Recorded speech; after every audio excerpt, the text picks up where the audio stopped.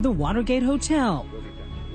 But this simple storage unit may soon claim its own place in the criminal history of Washington, D.C. This is the place.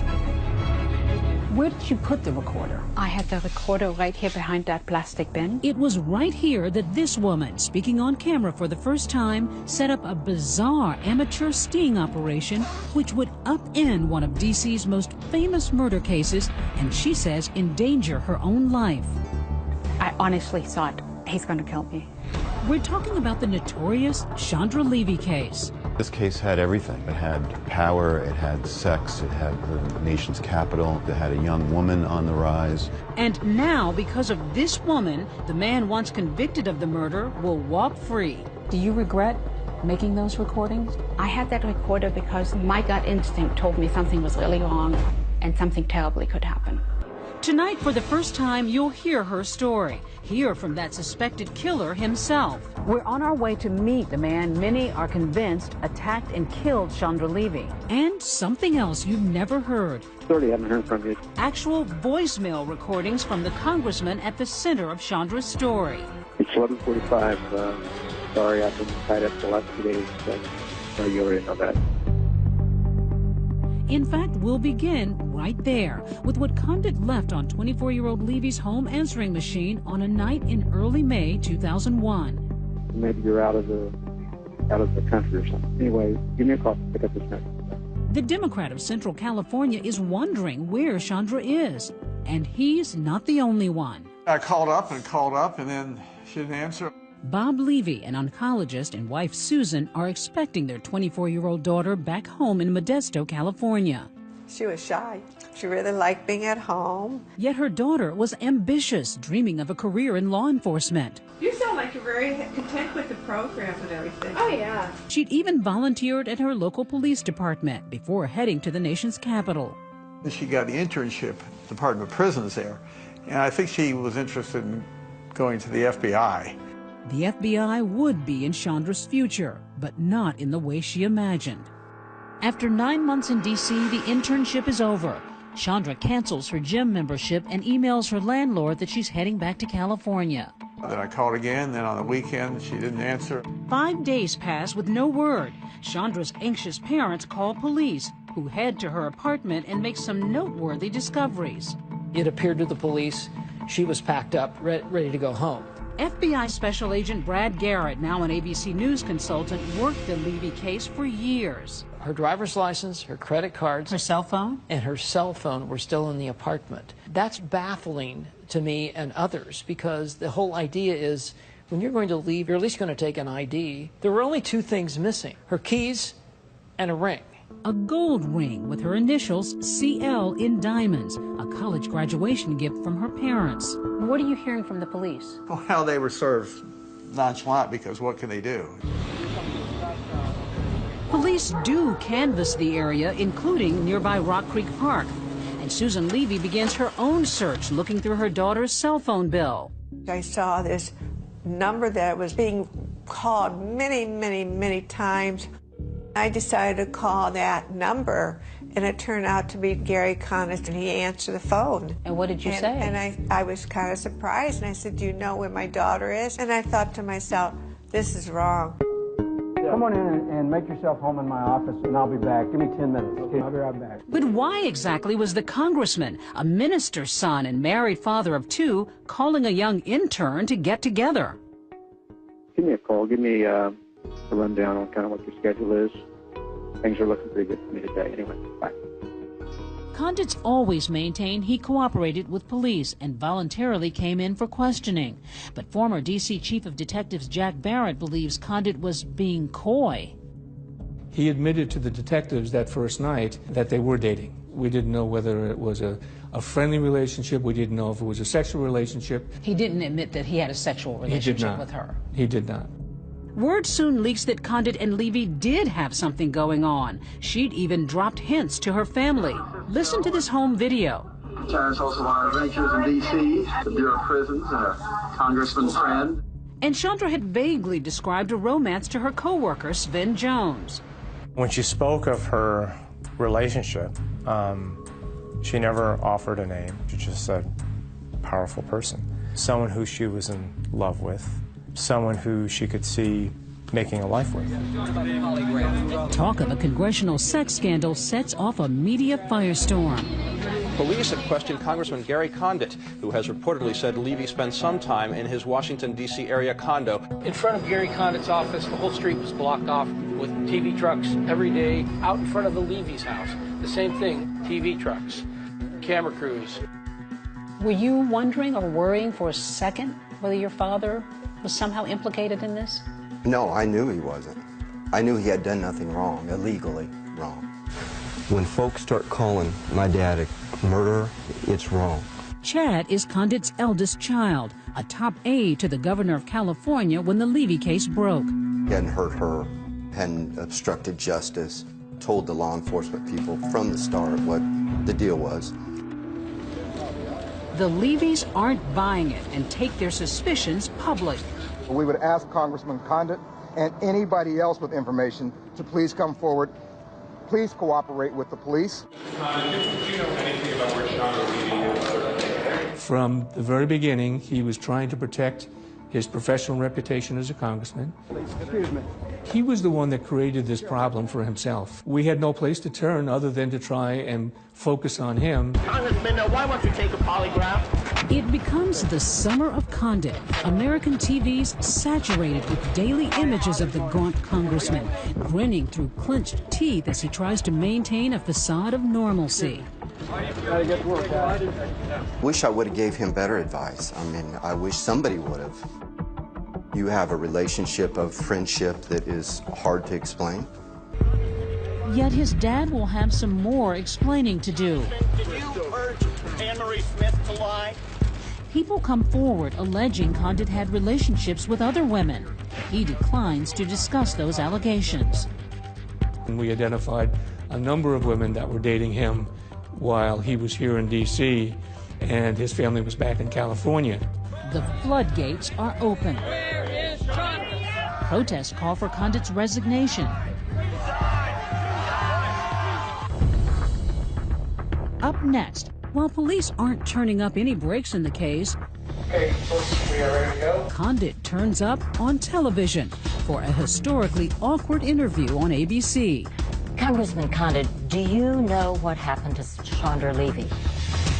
What a twisted tale already. I'm David Muir. And I'm Elizabeth Vargas. That question, what happened to Chandra Levy, was going to be front and center at an all-new trial taking place right now. But that trial was scuttled because of the stunning new information you're about to hear. An explosive new 7-hour recording that has turned a case that was solved into a mystery all over again. So join us right here tonight as we take you into Rock Creek Park, video never seen before, right from the crime scene. How you doing?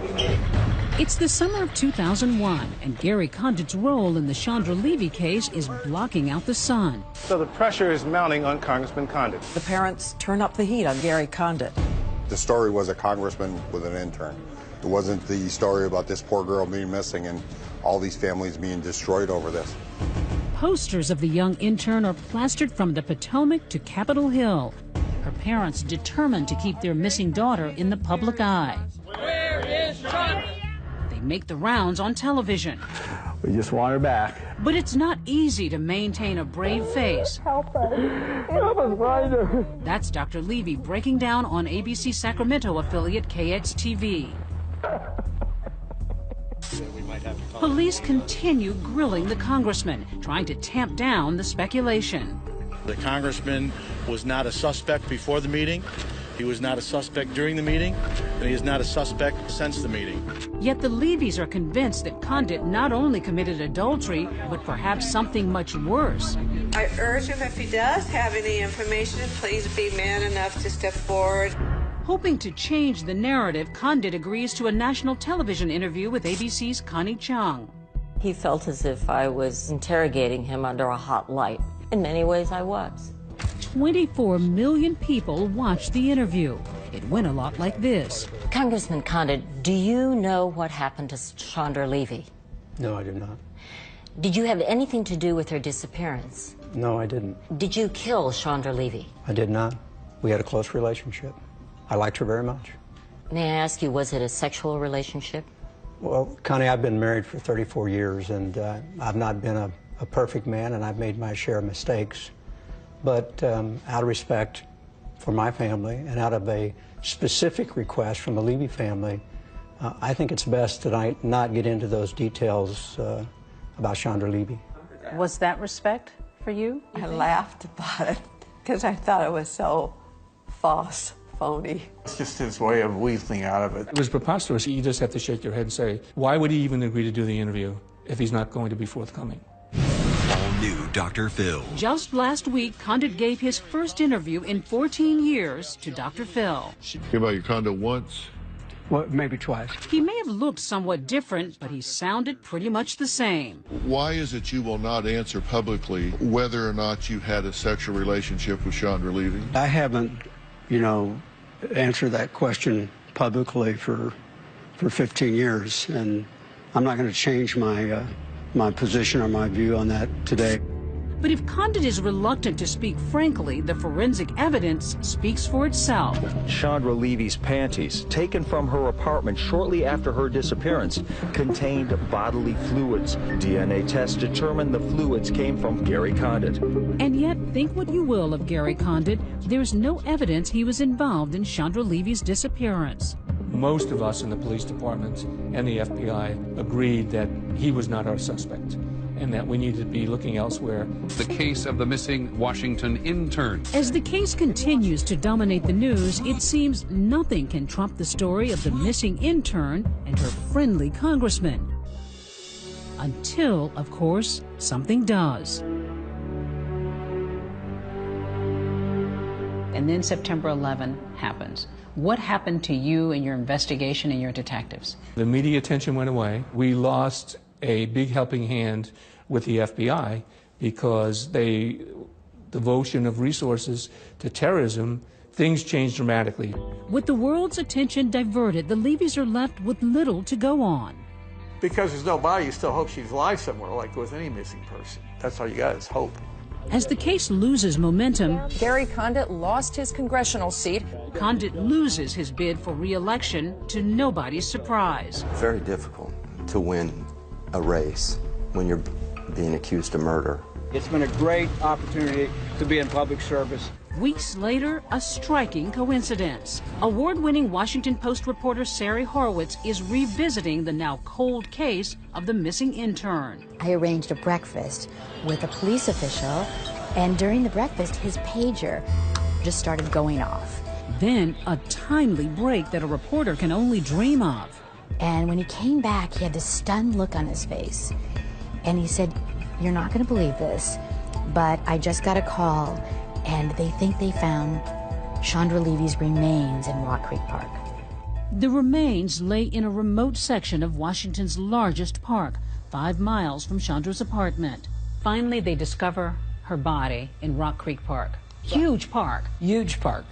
Twice as big as Central Park in New York City. The gruesome discovery made by a park regular. Here's park. I was walking my dog, and I came across a human skull. This is actual crime scene video, never before seen publicly. Those are Chandra's Reebok sneakers and her jogging pants tied in knots, which will lead investigators to believe this was no accident. But no sighting of her gold ring. We cried. Yeah, cried a lot. Screamed and cried. Yeah. You can't imagine to have your child laying out there. It seems so unfair. For detectives, the discovery brings relief, but also embarrassment. This is something that we all have to live with. There may have been DNA evidence that all that was lost because of the fact that we were unable to locate her remains during the time that we were searching the park. The remains found 79 yards off a dirt path down a sharply steep embankment. Police had searched 100 yards off all paved roads. Had they searched 100 yards off all foot trails too, they may have found Chandra's body, DNA intact, months earlier. Some people see that as evidence of ineptitude on the part of the police. Is that fair? Everybody's entitled to their opinion. Critics say it wasn't to be the only police blunder. Days after Levy's disappearance, an untrained officer tried going through her computer and accidentally corrupted the data, which would have shown Levy had researched Rock Creek Park. And on top of that, another oversight at her apartment building. What about the surveillance camera of her building? So many times people look to see who came and went in a building. Things like surveillance cameras, unless you go and initially grab them or tell the management to hold them, they erase or disappear. And unfortunately, that's what happened in this case. At least now the Levys can have a memorial and lay their beloved daughter to rest. She was a quiet but very powerful force, very smart and funny. I felt like she was going somewhere. It was just really disheartening. When we come back, police find more secrets in the park and set sights on a new man. Will there be justice for Chandra? When we get 2 attacks on women by a guy with a knife in a short distance to where Levy's body was found, that stands out like a neon sign. And for the first time, the voice of the witness who could both make and break the case. He told me he didn't know he killed her. It was an accident. 2020 continues with mystery in Rock Creek Park. Sprawling Rock Creek Park in Washington, D.C.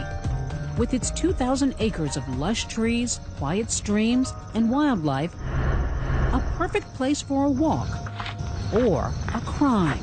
Look at how remote this is. It's quiet. There aren't any other witnesses. So this is an ideal spot for a predator to attack somebody. Yeah, this is right off the beaten path. Dr. Kim Rusmo maps murderers. This is the apartment building near DuPont Circle where Chandra Levy lived. This is where Chandra Levy's remains were found. His title, Geographic Profiler. His job, analyzing every location in a crime. I think she followed up the path here, and then she was attacked, and her body was found here. Decoding the patterns that can crack a case. We break a crime down to its constituent parts. So for a murder, we're going to have an encounter, a place where the offender first sees the victim. Then we're going to have the point where he first attacks her. Then we have the actual murder scene itself. Then finally, we have where the body gets disposed of. Rusmo was brought into the Chandra Levy case by the D.C. Metro Police and the FBI after focus shifted away from Congressman Gary Condit. We made it pretty clear to the prosecutors that we didn't think that Condit had anything to do with it. Instead, police gradually retrained their focus on this man who'd been arrested for attacking 2 female joggers in the park just 2 months after Chandra's disappearance. Not enough attention was being paid to a suspect who was hiding in plain sight. Both attacks occurred in similar park locations. Same sort of path, same sort of slope. This is probably even steeper, same sort of isolation. Both women fought off their assailant and survived. The first female jogger, the one who was attacked about 700 yards from where Levy's body was found, said she saw Gwandike in the Pierce Mill parking lot. And if you look at where Chandra Levy lived, the logical route would have taken her right through the Pierce Mill parking lot. So who's the predator in the park? His name? Ingmar Gwandike, a 19-year-old undocumented construction worker from El Salvador. He had alcohol problems, he had cocaine problems. Sari Horowitz and her Washington Post colleague Scott Hyam published an explosive series of articles questioning why the Metro PD hadn't pursued Gwandike harder in the Levy case, given his disturbing M.O. He would sit at a park bench and he saw a certain type of female, that something inside of him would compel him to give chase. He would sprint up behind them, grab them around the neck, and pull them off the trail. I'd seen an article in the Washington Post that talked about this guy called Gwandike who attacked 2 women in the park. The microgeography was identical. So I was curious, how had they dismissed him? Why would somebody who attacked a woman and possibly even killed her come back to the same area and attack 2 more women right after that? Because it worked for him. Gwandike's hit with a 10-year sentence for the attacks. But now, after those scathing Washington Post articles, police look at the Levy case with fresh eyes, zeroing in on Gwandike's activity around the time Chandra vanished. We know he didn't go to work on May the 1st. We know that he had marks on his face following the disappearance of Levy that he gave inconsistent explanations for. But you can only solve a crime through a confession, physical evidence, or a witness. But there's nothing to actually tie him to Chandra Levy. Unfortunately, One of the best means of finding physical evidence from the body had been lost because of its decomposition. But all is not lost. Coming up, police find something. Make that someone who they say will finally connect Gwandike to Chandra Levy. The arrestee is Ingmar Gwandike. And still to come, what role does this woman, an extra from House of Cards, and her secret 7-hour recording have to do with the case? I feel like I'm in the House of Cards. It's been nearly a decade since Chandra Levy's disappearance, and now prosecutors finally bring murder charges against Ingmar Gwandike and take him to trial. The Chandra Levy trial is set to begin today. A case that once riveted the nation. What was it like for you being at that trial? Wasn't easy. Cameras aren't allowed in the courtroom, but the emotional testimony from 2 female joggers who survived Gwandike's attacks take the gallery's breath away. It's almost like Chandra is testifying through these women on the witness stand. Gary Condit has been diligently avoiding the spotlight, but now finds himself right back in the middle of it. Mr. Condit, anything you want to say? Called to testify, he heads to court with a media circus in tow. I think he was kind of the elephant in the room, and they needed to demystify him. Former U.S. Attorney Tim Hapey prosecuted cases in the D.C. office. It would have been too easy if he were a silent presence for the defense to suggest directly or subtly that he was the real culprit. A Condit sighting always makes headlines, but now prosecutors are hanging their case on a secret weapon. Today's one of the prosecution's star witnesses. Meet Armando Morales, a California gangster with a record and tattoo to prove it. That paw print marks him as a member of the Fresno Bulldogs, a gang notorious enough to merit a documentary on the History Channel. Here's Morales' cameo. A bulldog named Armando Mousy Morales. Back in 2006, Morales and Gwandike were sharing a federal prison cell for separate crimes. Now, on the stand, Morales makes a stunning allegation. Gwandike made a detailed confession to the Levy murder. Juror Cherie Bacon. His testimony was convincing. He knew certain things. After Morales' testimony, Gwandike is found guilty and sentenced to 60 years in prison. A jury convicted Ingmar Gwandike on 2 counts of first-degree murder. The results of the verdict may be guilty, but I have a lifetime sentence of a lost limb missing from our family tree. One of the country's longest ongoing murder mysteries is finally over. Or is it? The conviction starts to wobble 2 years later when the defense discovers that the snitch, Morales, concealed a crucial fact from the jury. He'd had a history of working with law enforcement. Knowing those prosecutors, my guess is they had no idea until after the fact about Mr. Morales' prior cooperation. Maybe they should have. Honest mistake or not, it's a big enough deal to make some very big news. The accused killer is getting a new trial. What happened for you when you heard that Gwandike was going to get a new trial? There was a part of me that said, well, maybe Mr. Condit's going to be asked to come back and talk a little bit more in depth. Susan's instincts are spot on. A major development in one of the biggest murder cases of the last 2 decades. The defense is pointing the finger at California Congressman. Gwandike's attorneys allude to a defense straight from 50 Shades of Grey. They wanted to develop information about other relationships he had that may have involved rough sex play. It looks like Condit's sex life could be on trial, but wait. Out of nowhere, this woman is about to crash into the case. Things will never be the same. A 15-year-old murder case is turned on its head because of you. Did you ever expect that? No, absolutely not. She's reluctant to talk to us, saying she's in danger and keeps her whereabouts secret. You don't want us to say where you are? I feel unsafe. Her name? Babs Prohler, a small-time actress originally from Germany. An extra, coincidentally, in the smash political drama, House of Cards. We overcame those tensions. So how exactly did she land a role in a famous D.C. murder case? I mean, sometimes real life, I think, can be stranger than fiction. Absolutely. Her strange tale begins this past July in Annapolis, Maryland. Babs is going through rough times and staying for a while at this country inn and suite. During her stay, she crosses paths with a mysterious middle-aged man who calls himself Phoenix. He was very kind. He was very friendly. He seemed like a very personal, nice guy. Was there a spark going on here? No, there was no spark. But they grow closer and a friendship ensues. Phoenix even babysits Babs' golden retriever, Buddy, while she's out of town. That's him with Buddy, and Buddy actually has a paw up there on him. But don't let those sweet selfies fool you. Phoenix has a paw of his own, that tattoo marking him as a former gangster from the Fresno Bulldogs.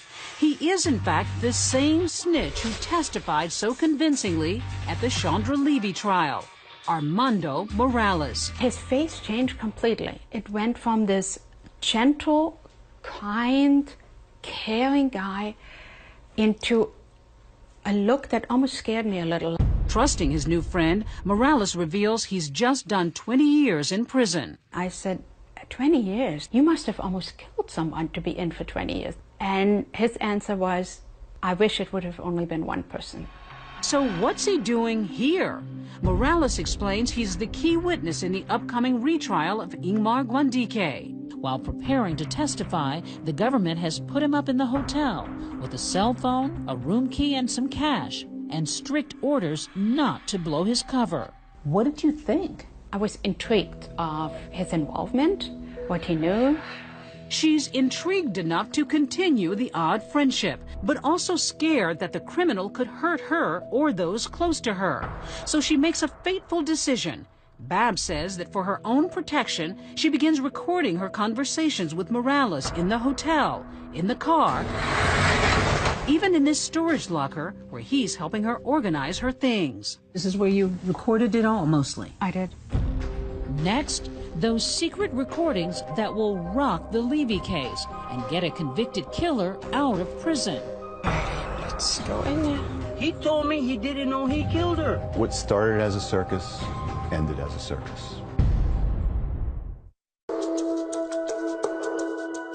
A row of storage units near Annapolis, Maryland. Isolated, a little spooky. Maybe not the first place you'd pick to secretly record a career criminal. But then again, you're not Babs Proler. So this is the storage facility, and this is the unit that I worked with Armando. And you had your recorder on you when you were in here? I did. I put it actually right here on the shelf. Do you see yourself as some kind of an investigator? Is that what you're out to do? Are you out to get the attention? No, I didn't want to have my name really involved. It wasn't supposed to be exposed at all. I only started taping because I truly was afraid. 2020 has obtained 7 hours of conversations between Babs and her new friend Armando Morales. I got 22-year sentence for gang racketeering. The prison snitch so crucial to the Chandra Levy investigation. I feel like I'm back on TV, like an episode of House of Cards, you know? Funny. The tape seems to reveal that the ex-con Armando Morales hasn't forgotten his gangster past. I brought a hoodie. I bought dark clothes. I was ready to confront that. He's not going to get away with that. And listen to how he brags about cooperating with law enforcement to put Ingmar Guandike away for the Levy murder. I'm under the protection of the U.S. government. I think he was trying to impress an attractive woman. He had been in prison for 20 years. He's about to testify in one of the biggest trials in the United States, and to be talking to a stranger, it was a rookie move for a lifelong criminal. When conversation turns to the Levy case, Morales tells Babs what he told the court, that Guandike told him the crime was a robbery gone wrong. It was an accident. He didn't know he killed her. He went back. That was his area to steal and rob. Curious Babs starts probing, telling Morales she's not convinced the right guy is behind bars. Wait a minute. The dude that I testified, he committed the homicide. Are you sure? Why wouldn't I be sure? People talk. They just brag about stuff to make sure that they look good. I don't know. I can't answer that. Anytime I ask a really detailed question, he would go into, don't go there. He's got other victims. That he killed? Don't go there. There was only skeleton. Don't go there. You said he didn't mean to kill her. He robbed her and... Well, no, he's in the cell with me. Do you think he's going to tell me I meant to do that? Come on. Hello? But why would he pay? She says all those evasions make the whole account seem fishy. To me, it didn't make sense. I ended up feeling like, you made this up. Why would he lie? What was in it for him? He said, I wanted protective custody. I no longer wanted to be afraid because I was always afraid. Which is exactly what Wandike's defense attorneys argued in a 114-page filing. Morales had a powerful motive to fabricate testimony, a desire for safety from enemies who want him dead. Plus, Proler says, Morales may have hoped the feds might help him dodge a murder rap of his own back in California. He said in Fresno he was involved in a gang-related murder that they're trying to pin on him, but that's being handled. Aren't you terrified hearing somebody describe how they killed people? Absolutely. Scared out of my mind. Morales might be protected by the government and Proler might be in danger. But for whatever reason, she keeps pressing record and keeps pressing Morales. Finally, she claims her persistence pays off. Morales cracks, admitting he fabricated Wandike's confession. And then he says, you know what? The prosecutors wanted me to lie. They knew they had the right guy. They just needed somebody to say it. He said that to you? Yes. And you had that on a recording? Mm-hmm. Of course, we wanted to hear that part of the recording, but get this, after repeatedly assuring us it exists, Proler has not produced it. Prosecutors have categorically denied what they call baseless allegations. Some people would say you have credibility issues. Make that legal issues too.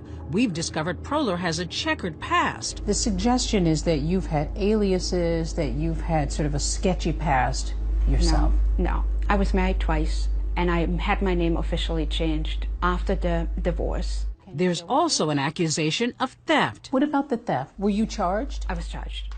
Enough to earn her 3 years probation. Some would say you're a scam artist. True? I've never taken anything from anybody. I have not taken money. What am I trying to scam out of this? Okay, maybe it was just a passion for justice that then drives Proler to reach out to Chandra Levy's mom, Susan. What did she say? Morales lied about Wandike's confession. And what are you making of this? And I thought, oh my God, this is so weird. Why don't you send a tape for both the prosecutor and the defense team? You send it to them. The prosecutors met with me first. So they couldn't have liked this. No. But if prosecutors listened to the same recordings we did, they didn't hear Morales confessing. They heard him sticking to his original story. He told me he didn't know he killed her. It was an accident. He didn't recant his testimony. In fact, he doubled down on his testimony. Morales' attorney tells 2020 he never told Babs he made up the confession. Despite all that, this past July, the bombshell detonates. There is a stunning turn tonight. Prosecutors suddenly dropping murder charges. The U.S. Attorney's Office drops the case, releasing a tersely worded statement. The office has concluded it can no longer prove the murder case against Mr. Wandike beyond a reasonable doubt. The multi-million-dollar question, why would they drop the Chandra Levy case? Clearly something occurred which probably eliminated Morales as a witness. On those tapes, he brags a lot about his thug life and his life as a criminal. Oh, I sent some people to shoot up all the car dealers' businesses. It's a defense attorney's dream come true. It would be a subject of cross-examination, and the calculus could have been, there's just too much baggage for this witness, too many things that he has said and done. Whatever Proler's true intentions, the Chandra Levy case is now in shambles. It fell apart because this woman tampered with the witness. Why did she do that? What was her motive? I felt guilty. I felt really bad about what happened. Why? Oh, I thought, well, maybe I should not have called this number. The Levys now have the rest of their lives to ponder the what-ifs.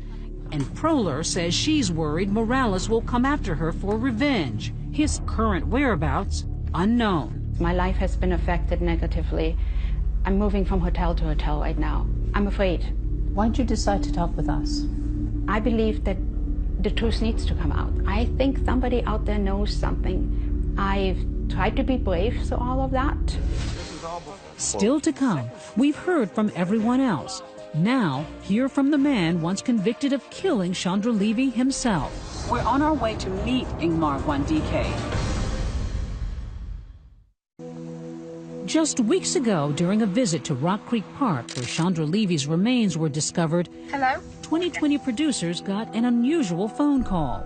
Un residente en Farmville Detention Center. Sí, hola, Ingmar. The undocumented immigrant, recently freed from a 60-year sentence for the murder of Chandra Levy, sits in an immigration detention facility, awaiting deportation, and now has agreed to speak only with 2020. Hello, Ingmar? Sí. Immigration and Customs Enforcement has a strict no-camera policy in their facility, so we give Wandike a call. Have you ever harmed a woman? Have you ever shoved or hit a woman? Mire, cuando a mí yo caí preso, ¿verdad? Por haber atacado a dos mujeres. This could be your last chance to set the record straight. Did you attack Chandra Levy? Yo nunca conocí a Chandra Levy, nunca tuve un contacto con ella y nunca tuve comunicación con Chandra Levy. Did you confess to Morales? Nunca, con hermano Morales, nunca hablé nada de Chandra Levy. Yo soy inocente de todo lo que me acusaron de Chandra Levy. He sounds a bit rehearsed, so we decide to fly down to the highly secured detention facility in Farmville, Virginia, to look Wandike in the eye. We're about to sit down with Wandike. I'm going to show him a picture of Levy and ask him, face to face, if he killed her. Inside, he continues to maintain his innocence, saying he's found salvation for his previous crimes. Wandike seemed anxious to talk to us. He was filled with lots of details about why he's innocent. And of course, he denied that he ever touched or killed Chandra Levy. 15 years after Chandra Levy first went missing, here's where things stand today. The prime suspect, Ingmar Wandike, wants to stay permanently in the U.S. It's unlikely that will happen. He's clearly got aggravated felonies, which is grounds for deportation. Disgraced Congressman Gary Condit is out of politics and for the most part out of the public eye. But there he was last week plugging his new book on Dr. Phil. I'm not the victim in this. The real victim in this is Chandra and her family. The reporters Sari Horowitz and Scott Hyam wrote a book about the tangled investigation called Finding Chandra. Both insist the misguided focus on Condit is the reason Levy's killer is not behind bars. From the beginning to the end, terrible mistakes by police and prosecutors, and in the end, no justice. The investigation is described to 2020 as open but not active. The last hope could hang on that precious golden clue. Her ring is still missing. Wandike may have sold it or gave it to somebody. You know, hopefully they'll watch this program and let the police know. Whoever has that ring knows something about her disappearance and murder.